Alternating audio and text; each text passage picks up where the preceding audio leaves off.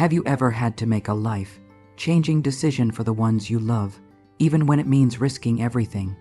This is the story of how I stood up to my son's endless demands and took back control of my life. For years, I supported my son's extravagant lifestyle, but it took one shocking moment for me to realize the price I was paying. What happens when a mother finally says no? Watch as I make the hardest decision of my life. Feel the raw emotion as I confront my son and see how this decision impacts not just him, but the entire family. This isn't just about money, it's about love, boundaries, and the power of tough choices. If you've ever had to make a tough call for your I was parked outside the Royal Bank with the engine idling, both hands resting steady on the steering wheel. Through the glass facade, I could see the usual Tuesday morning flow of people moving in and out. The appointment had already been made. The decision had already been reached. What hadn't happened was telling anyone. The heater murmured softly, warming my feet. I checked my phone one final time. No missed calls, good. I switched off the engine, collected my purse, and went inside. My name is Dorothy. I am 68 years old, and I have spent my entire life in Edmonton. I raised my son Connor in a modest bungalow on the city's south side. His father passed away when Connor was 12, and I worked 2 jobs to keep the household functioning. I wasn't able to spoil him. The finances simply didn't allow for it. But I made certain he had what he genuinely needed. And I believed for a very long time that I had given him a real understanding of the value of money. I was mistaken. Connor is 43 now. He married Sienna 6 years ago. She's 39, attractive, and holds a position in marketing for a wellness company. I say holds a position, though from what I could observe, her professional life appeared to consist largely of photographing herself for Instagram and attending gatherings where people sipped green juice and discussed the art of manifesting abundance. When they first became a couple, I genuinely liked her. She was warm and effusive, always telling me how fortunate Connor was to have such a resilient mother. She would embrace me and say things like, "You're a real inspiration, Dorothy." I took her at her word. Then they got married. The wedding was held in British Columbia, Sienna's requirement, non-negotiable. She wanted the mountain backdrop, the luxury hotel, the 300-person guest list. Connor assured me not to give the cost a second thought. He told me they had it all sorted. 2 months later, he called to ask whether I could help cover the honeymoon expenses. They had gone to the Maldives 21 days, a private villa. The total cost exceeded the price of my first car by a considerable margin. I said yes. I had some money set aside from selling the old house when I downsized to a condo. I told myself, he's my son, it's his honeymoon, and I can manage this once. It was not once. Over the following 6 years, it became a reliable rhythm. Connor would phone, always with a fresh reason. Sienna's car had broken down. They needed a new furnace. There was an emergency veterinary bill for their dog. And each time, I helped because helping is what mothers do. I kept no running total. I never asked to be paid back. I simply wanted him to be okay. But last spring, something in me shifted. I was at their house for Sunday dinner. They live in a newly built home in Sherwood Park, one of those subdivisions where every property is essentially identical except for the shade of the shutters. Theirs is gray with white trim, very current, very costly.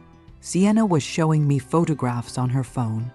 A mutual friend had just acquired a summer cottage in British Columbia, and Sienna was scrolling through the images with visible longing, making approving sounds over the lake views and deck-mounted hot tub. "We really need something like this," she said, glancing over at Connor. "Don't you think?" Connor nodded, mouth occupied with roast chicken. "Would be nice." Sienna pivoted toward me, warming to her subject. "I mean, we work so hard. We genuinely deserve a place where we can exhale." Somewhere to just exist, you know. I nodded pleasantly. I didn't mention that they had taken 4 separate vacations over the past 12 months. I didn't observe that Sienna's definition of working hard appeared to involve a substantial number of yoga retreats and spa appointments. What do cottages typically cost out there? I asked, keeping my tone conversational. Oh, probably 400,000, Sienna said, the way someone might mention the price of a sandwich.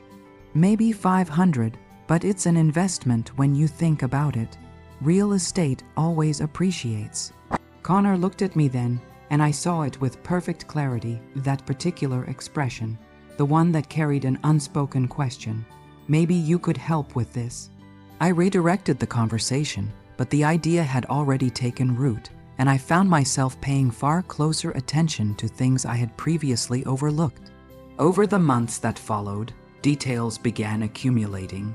Sienna's new handbag, the one bearing interlocking G's on its clasp. Connor's watch, polished, slim, the kind you encounter in glossy magazine spreads. The furniture throughout their living room, all mid-century modern, all obviously recent acquisitions. The wine they poured at dinner, invariably expensive, invariably French.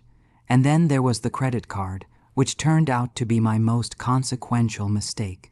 3 years earlier, Connor had asked whether he could be added as an authorized user on one of my accounts. Just for emergencies, he explained. He was between jobs at the time, and his credit rating had suffered. I agreed. He was my son. I trusted him completely. I'd reviewed the monthly statements periodically, and nothing had seemed alarming. A fuel purchase here, a grocery run there. He appeared to be using it sensibly. Then October arrived, and I opened the September statement. I nearly choked on my tea. $12,000. I worked through the line items. Restoration hardware, Holt Renfrew. A payment to something called Lux Interiors. Another charge to a business listed as Elite Audio. None of it was familiar. I called Connor immediately. "Hey, Mom," he answered, his attention clearly elsewhere. I could hear Sienna laughing about something in the background. "Connor, I need to discuss the credit card with you." "Oh, right. Sorry, I was meaning to bring that up. $12,000 worth of meaning to bring it up."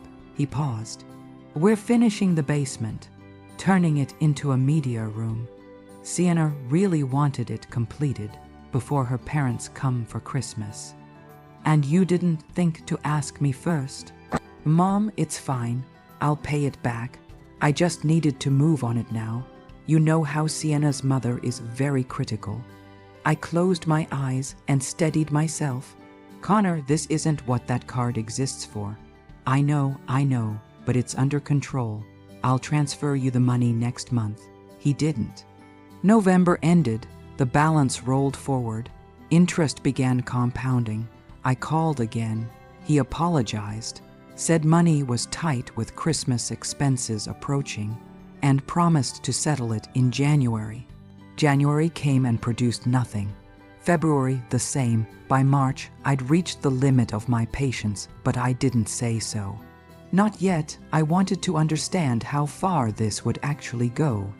Then I heard about the Audi. It was mid-April.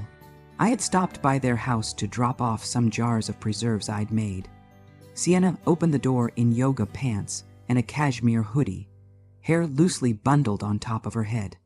"Dorothy, come in. Come in, you're just in time." In time for what? She was nearly vibrating with excitement. "Connor's organizing a surprise for my birthday. He won't tell me the details, but I can tell it's significant. I placed the preserves on the kitchen counter. Your birthday isn't until June. I know, that's exactly what makes it thrilling. He's planning ahead." She leaned toward me with theatrical secrecy. "I'm almost certain it's a car." My stomach fell. "A car." "A very specific one. I've been mentioning it casually for months. There's an Audi Q7 I've had my eye on. Stunning vehicle, fully optioned. Around $85,000, but honestly, Connor says I deserve it." She lifted her shoulders in a gesture of innocent acceptance. "And truthfully, I do. I've put so much into this new campaign. I produced a smile I didn't feel. That evening, I called Connor. Mom, good timing. I was literally just about to call you. Is that so? Yeah, I wanted to ask for a bit of help with something. Sienna's birthday is coming, and I want to do something meaningful for her. Let me guess, an Audi. Silence.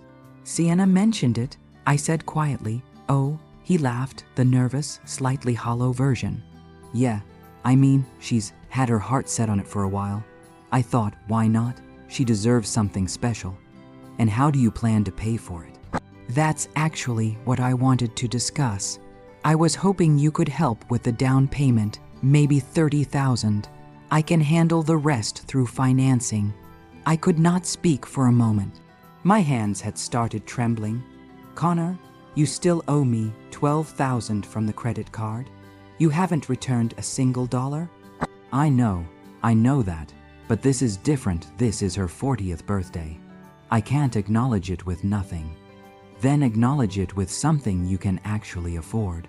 Mom, come on. Don't do this. Do what, Connor? Be reasonable. He exhaled that frustrated sound he used to produce as a teenager when he felt the world was being unfair to him. You don't understand the position I'm in. Sienna has a certain standard of living. Her parents have money. Her friends have money. If I don't keep pace, she'll see me as someone who's failed her. Then perhaps she married someone who wasn't the right fit for her. The line went dead. I sat in the quiet of my condo, still holding the phone. My hands hadn't stopped shaking. I felt genuinely unwell. That was the moment I made up my mind. I wasn't going to send the money. I was finished enabling this pattern, but I wasn't going to announce my decision, not immediately. I wanted Connor to arrive at the lesson himself through experience rather than argument.